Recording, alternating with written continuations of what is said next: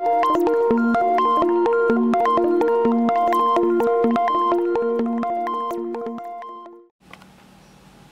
everyone, this is Alan Oken in Bali, Indonesia, wishing you well with another edition of Real Deal Astrology. Now today I wanted to speak to you about the planet Mars, and I'm looking for the week, I'm looking at the week of February 9th to 16th, but I'm also looking at a larger period of time, which is the entire month of February and the entire month of March.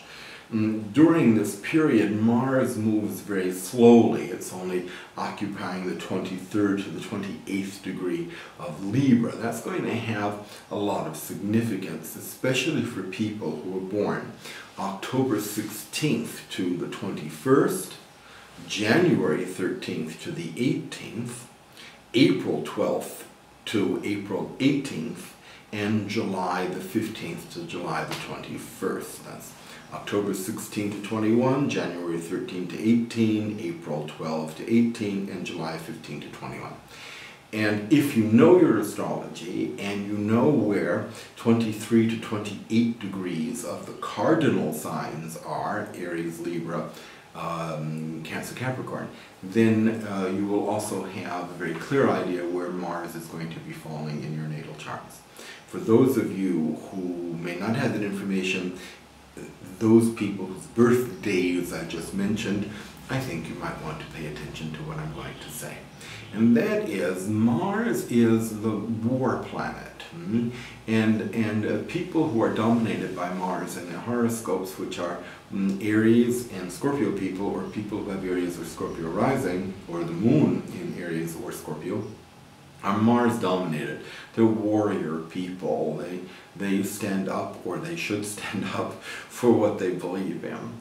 And not all warrior people are negative. There are warrior people who defend causes for which they believe. And so people who use Mars wisely, who find themselves in a positive association with the red planet, are rather noble, and people that we respect for standing up to and defending the causes and the people that they believe in. Now, Mars is going through the sign of Libra. Libra rules relationships. And people who are Libran, especially those born between the 16th and the 21st of October, will find that the month of February and the month of March will be very conflicting in terms of their relationships, either on the personal and or professional levels, because Libra just doesn't rule romantic partnerships, it rules partnerships in general, such as business partnerships.